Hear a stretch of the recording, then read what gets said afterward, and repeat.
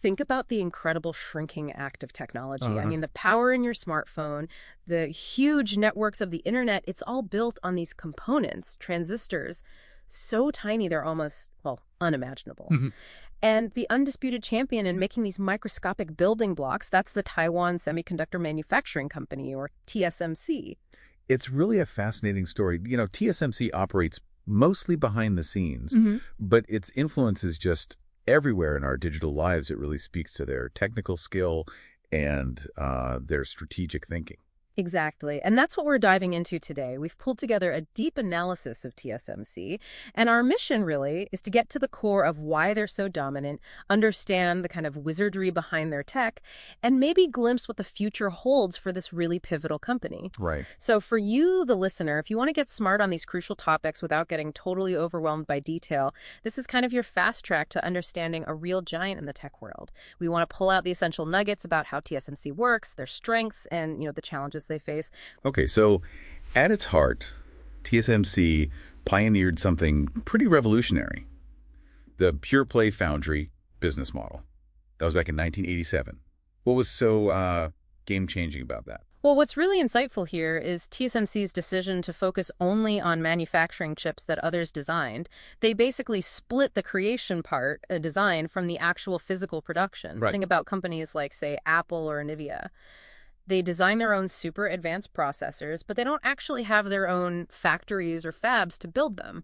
That's where TSMC steps in. And the brilliance of that split is how it allowed everyone to specialize, right? Design houses could just pour everything into innovation. Mhm. Well, TSMC just got better and better at the manufacturing side, optimizing everything.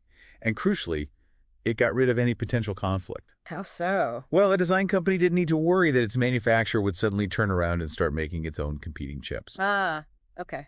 That makes sense. Yeah, and that built this enormous amount of trust.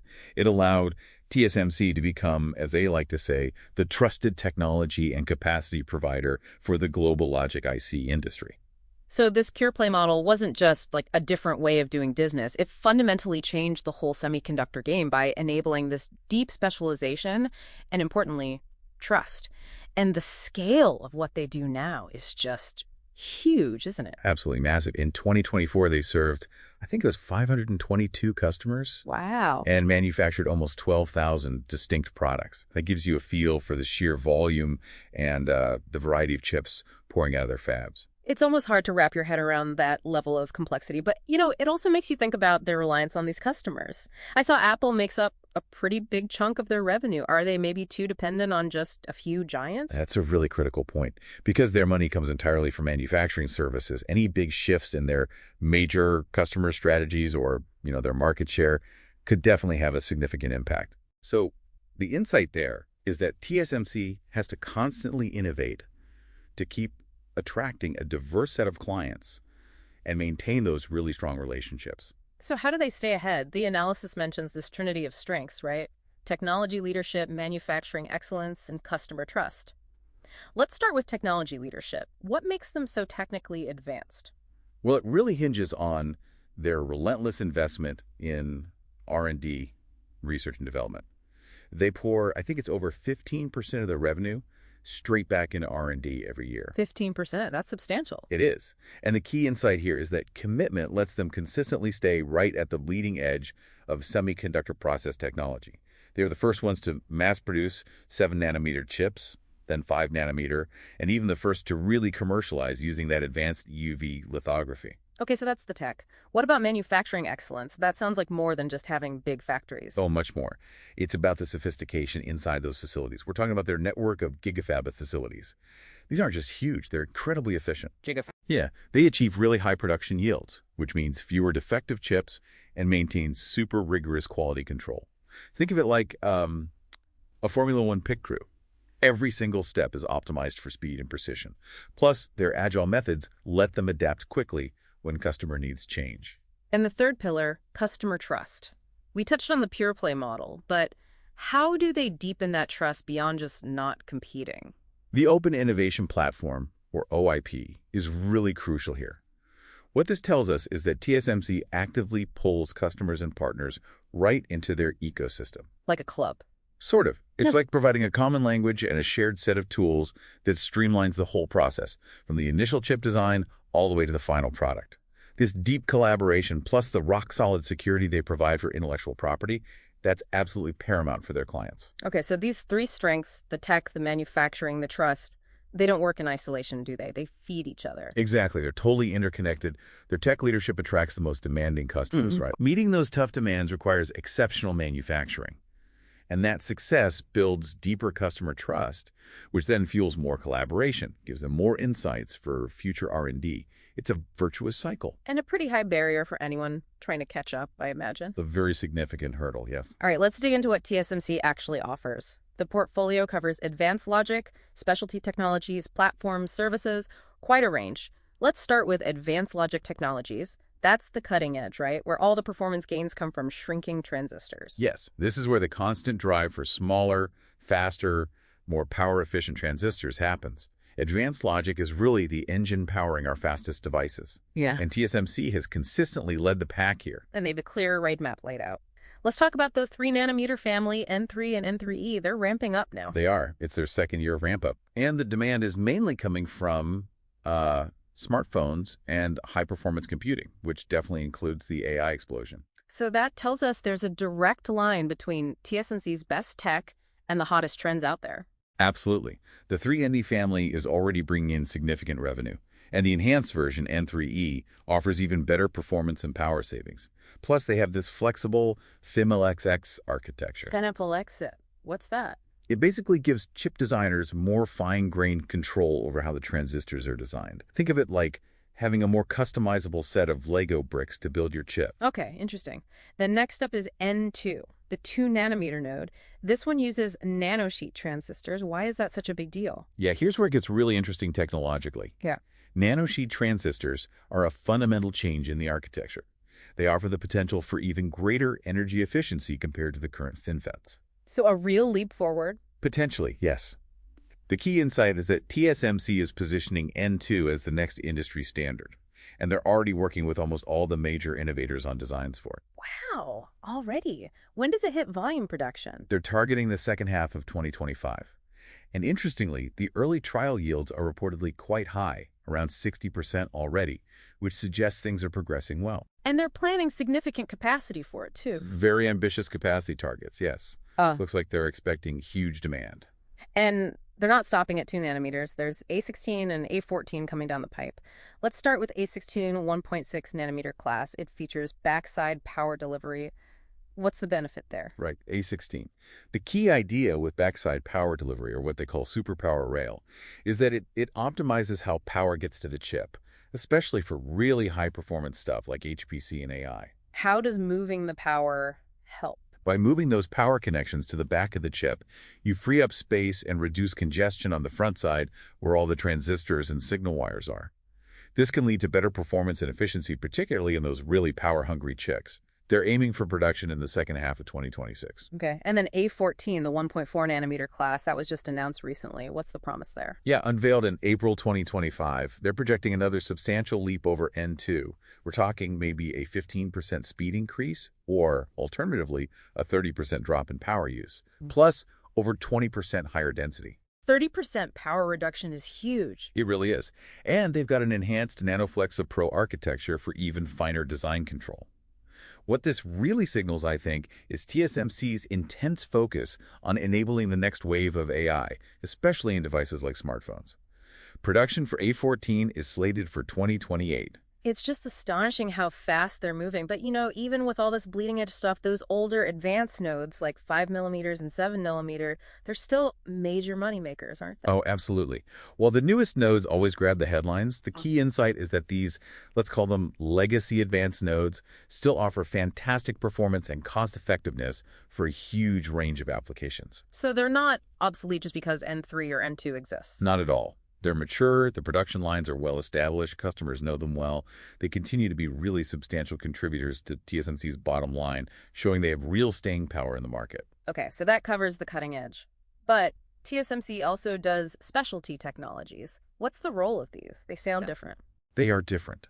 Specialty technologies are like the crucial interface between the digital brain of a chip and the real analog world. Think sensors, power management, radio signals. They're tailored for specific jobs. Like what?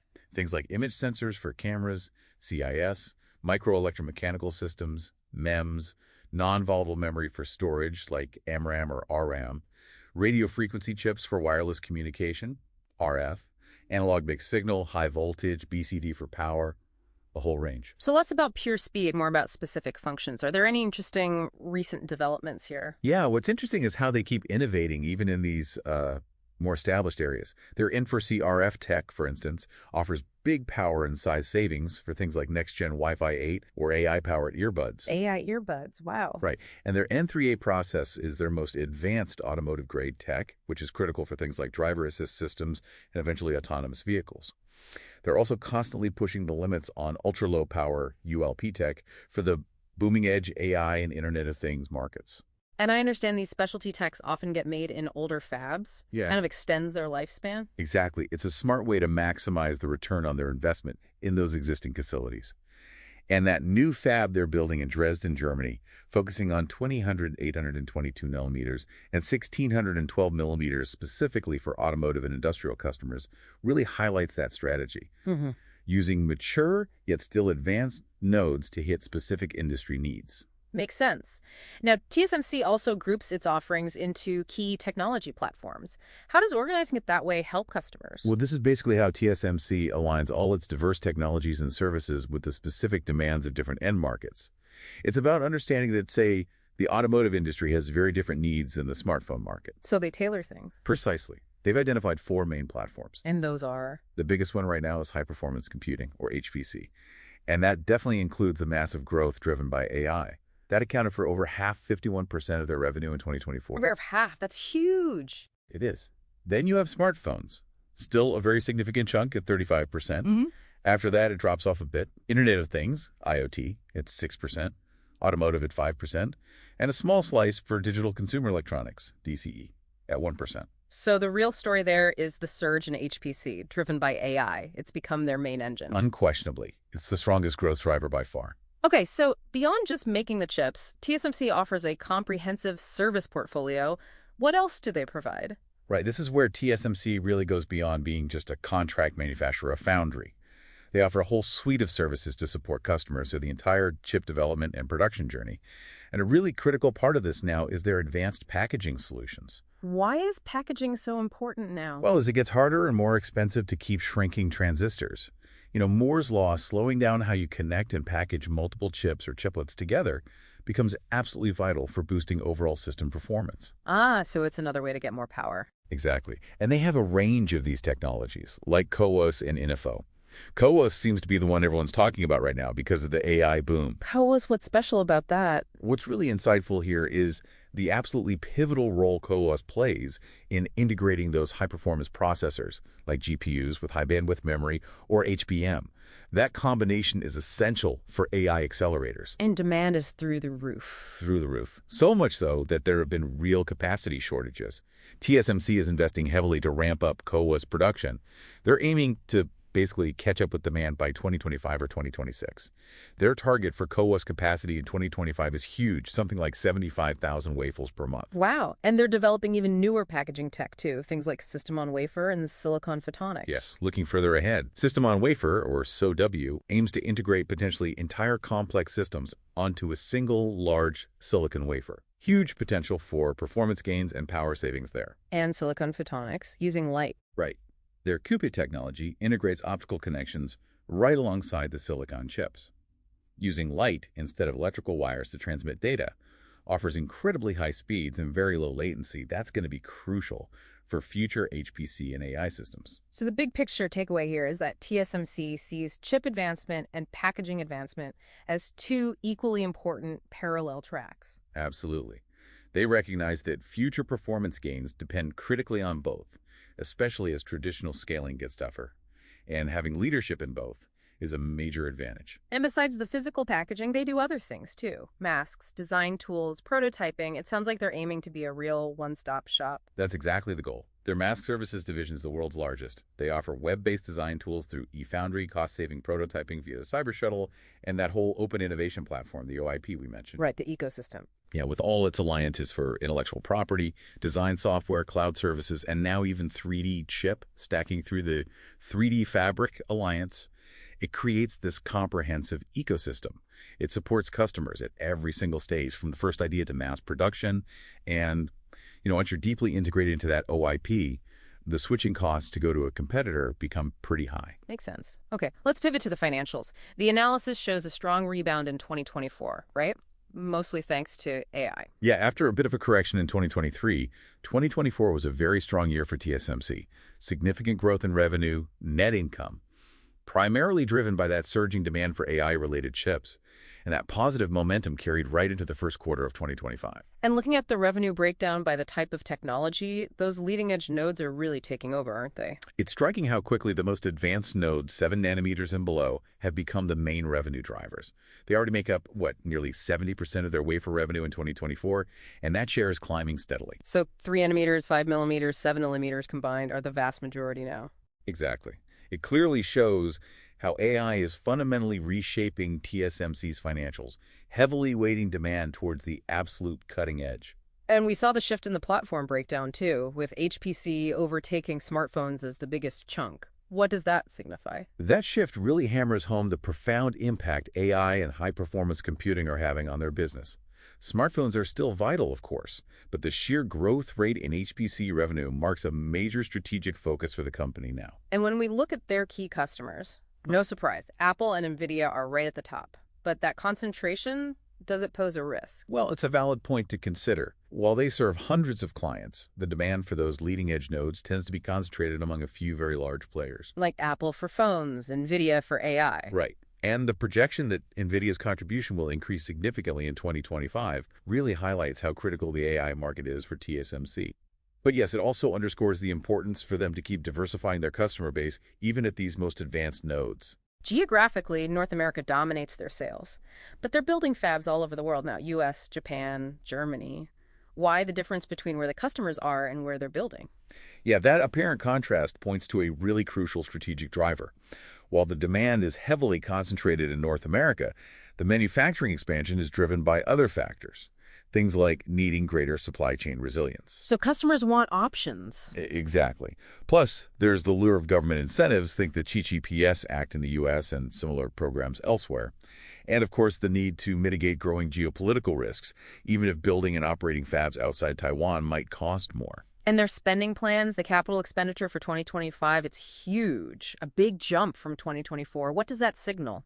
The sheer scale of that planned CapEx, somewhere between $38 and $42 billion. Billion. With the vast majority, around 70%, going into advanced process tech and another 10–20% each for specialty tech and advanced packaging. It just unequivocally demonstrates their commitment. They're betting big on staying ahead and meeting that massive future demand, especially from AI. Okay, let's shift gears to the engine room itself. TSMC's manufacturing prowess. The scale is just mind-boggling. Yeah, what truly underpins their entire success story is this vast, incredibly efficient manufacturing network.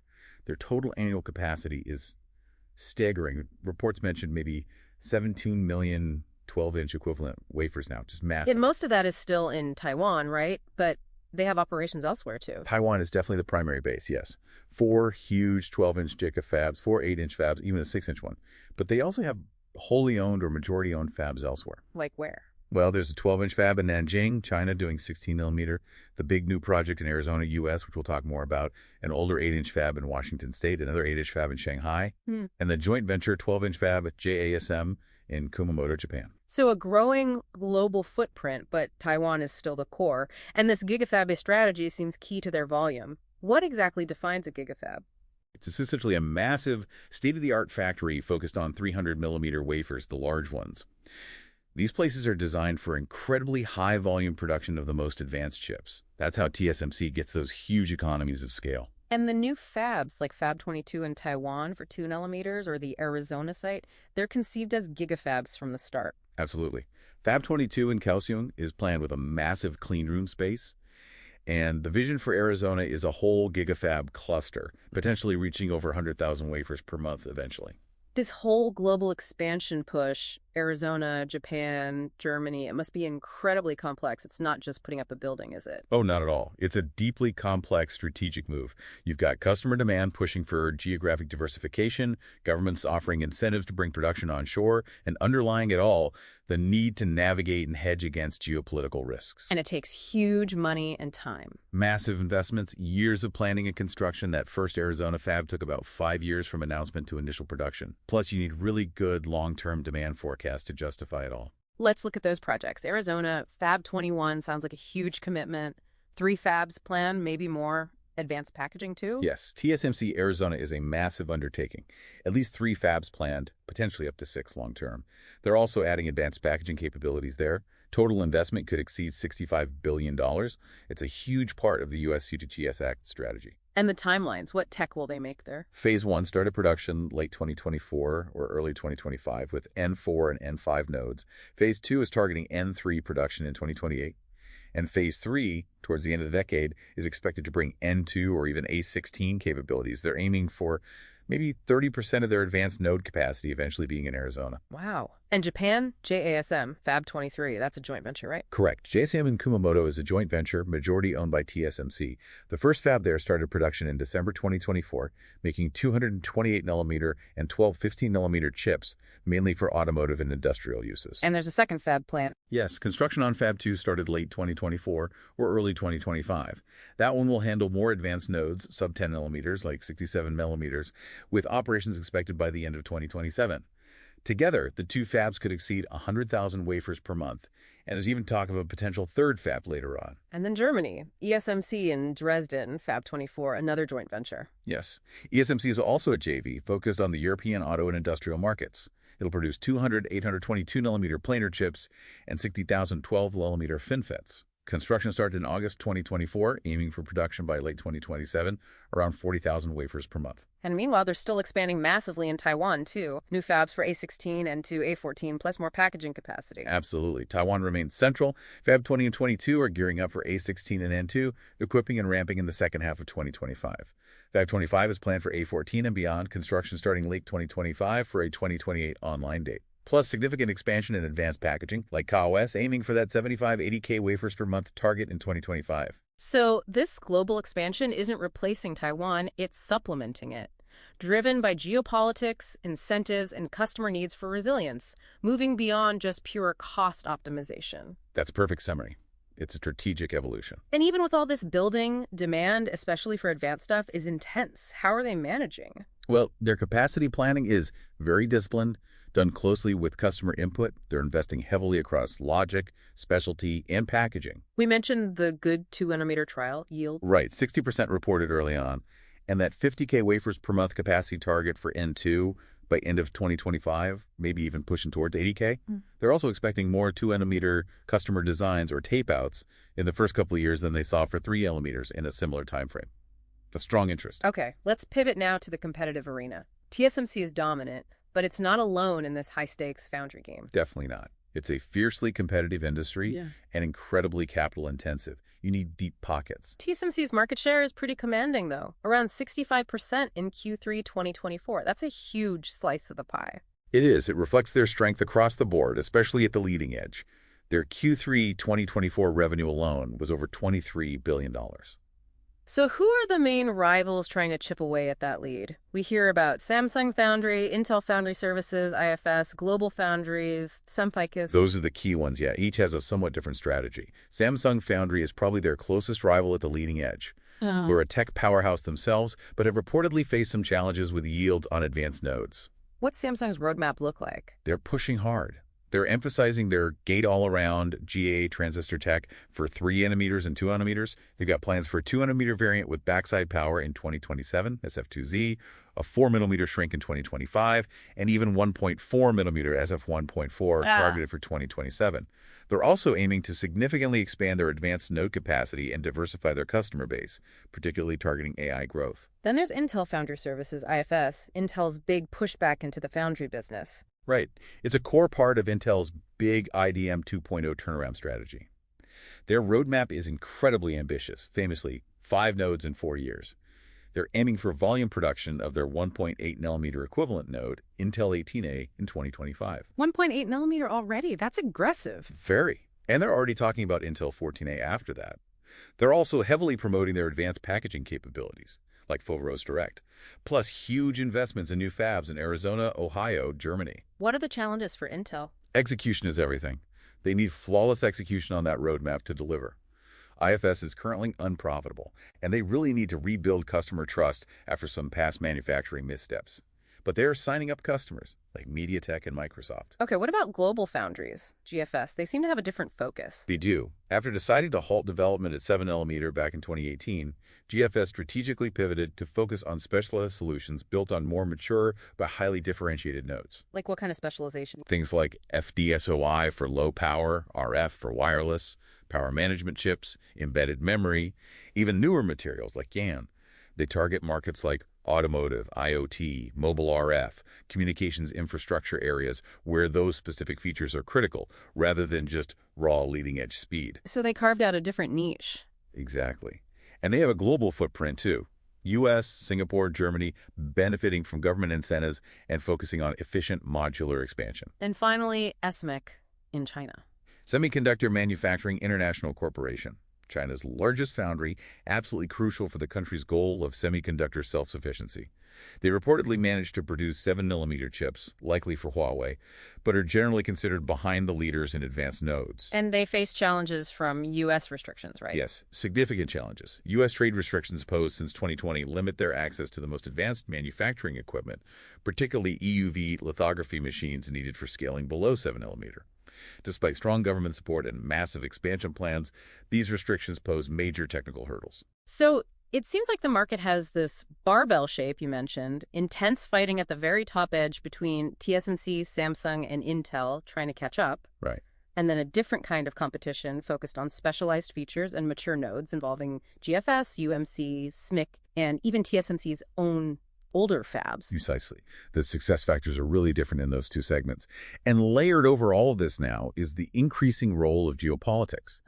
National security concerns, trade restrictions like those on SMIC, government subsidies like the CHIPS Acts, they're all influencing investment decisions, where customers choose to source their chips, the overall market structure, sometimes overriding purely economic factors. How TSMC's global expansion is partly a response to that, too. Absolutely. It's driven by technology, cost, and navigating this complex geopolitical landscape. Customers want resilient supply chains. Governments want domestic production. It's a whole new dimension to manage. Which brings us back to TSMC. How do they keep maintaining that edge in such a tough, complex environment? It can't be accidental. No, their dominance is highly strategic. It comes down to several key competitive advantages working together. We talked about their R&D spending. That relentless push for technology leadership must be number one. Absolutely fundamental. That 15% annual revenue going into R&D keeps them ahead, not just in advanced logic all the way down to A14 now, but also in crucial areas like advanced packaging, interconnects, novel memory types, things that enable future AI hardware. And that deep customer collaboration and trust we discussed earlier, the pure play model and the OIP ecosystem. Hugely important. The trust from being pure play is invaluable. And the OIP provides this whole validated ecosystem of IP, design tools, methodologies, cloud solutions. It speeds up time to market for customers and boosts their chances of first-time success. Those deep integrations create high switching costs. Especially with anchor customers like Apple and Nvidia, right? It seems like a symbiotic relationship. Very much so. There's co-development, mutual dependency. Those high-volume orders justify TSMC's massive investments, and in return, those customers get priority access to the leading-edge tech that differentiates their products. It's a virtuous cycle that's really hard for competitors to replicate without similar deep, long-term commitments. Then there's just the sheer scale and manufacturing excellence. Those gigafabs. Yes, the economies of scale from those massive fabs enable high-volume, cost-effective production that's hard to beat. Plus, decades of accumulated expertise in optimizing yields, efficiency, and quality control for incredibly complex leading-edge chips. That's a huge moat. And they're actively working on supply chain resilience now with the global footprint optimization we discussed. Right, building that robust global supply chain, strategically expanding to the U.S., Japan, Germany for diversification, getting closer to customers, ensuring supply continuity, even if it means higher costs in some regions. Yeah. It's a necessary adaptation. Plus things like talent development and navigating those geopolitical tides. Critical components. Attracting and retaining top engineering talent globally is key for advanced operations and innovation. And they're proactively engaging with governments, leveraging things like the GHES Acts, diversifying their customer base across sectors, all to navigate the geopolitical complexities and secure long-term growth. Okay, so putting it all together, what's the strategic outlook for TSMC? They seem poised at a really pivotal moment, capitalizing on huge tech shifts, but also facing more competition and geopolitical pressures. That's a great way to put it. They're at a significant juncture, absolutely positioned to capitalize on major transformations, but the landscape is definitely complex. And the biggest driver seems to be artificial intelligence, right? Unequivocally. Yeah. AI is the single biggest growth engine.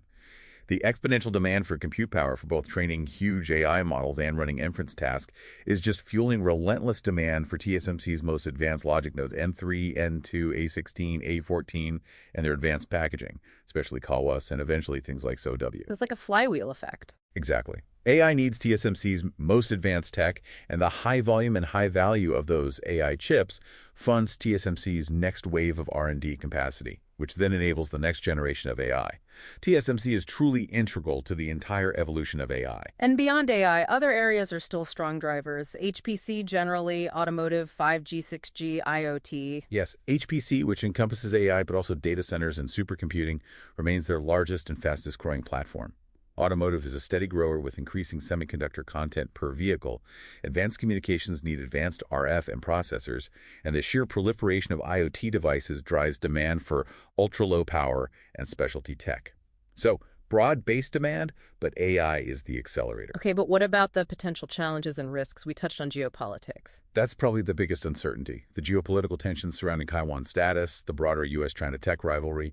Global diversification helps mitigate this, but their heavy concentration of advanced manufacturing in Taiwan remains a significant concern for the entire industry. And the competition isn't standing still. Samsung, Intel. Right. Intensifying competition is a real factor. If rivals like Samsung or Intel manage to execute flawlessly on their ambitious roadmaps, they could potentially erode TSMC's market share over the long term. Plus, the sheer cost of staying ahead must be immense. It is. The incredibly high capital expenditures and R&D costs put constant pressure on profitability, especially if demand were to falter, or they hit unexpected issues ramping up a new node. And the semiconductor industry is famously cyclical, plus that customer concentration risk we mentioned with Apple and Nvidia. Both valid points. Downturns can hit utilization rates and financials hard, and major shifts in strategy by their largest customers could certainly have an outsized impact. Supply chain disruptions, talent wars, executing that global diversification smoothly replicating Taiwan's efficiencies elsewhere is a huge challenge. It's a strategic tightrope act. But despite those risks, the overall assessment seems pretty positive, that TSMC is well-positioned to lead. Exceptionally well-positioned, I'd say. They are set to lead and capitalize on the major technology trends, especially AI. That Trinity strengths, tech leadership, manufacturing excellence, customer trust provides a really robust foundation. And the global expansion, while complex, is seen as a prudent move. Yes. Prudent, but definitely complex to execute. The key will be timely ramp-up of those next-gen nodes N2, A16, A14, and maintaining their manufacturing edge to fend off competitors. And, of course, astute strategic management to navigate the geopolitical currents. So, high probability they remain dominant. Given their current technology lead, deep customer relationships, sheer scale, and proactive strategies, yes, there's a very high probability TSMC remains the dominant and most influential force in the global foundry industry. They're a critical enabler of innovation, ensuring their continued relevance to the global economy. So the key takeaway really is TSMC's absolutely central and seemingly ever more critical role in the entire global technology landscape, particularly now with the explosive rise of AI. Exactly. It's more than just manufacturing chips. Their dominance stems from this intricate interplay of cutting-edge technology, unparalleled manufacturing scale and skill, and a really shrewd understanding of global strategy. And it definitely leaves you thinking. As technology keeps pushing forward relentlessly and the geopolitical map keeps shifting, How will those forces shape TSMC's future? Will they further solidify their position, or could new challenges emerge? Definitely something to mull over long after this deep dive.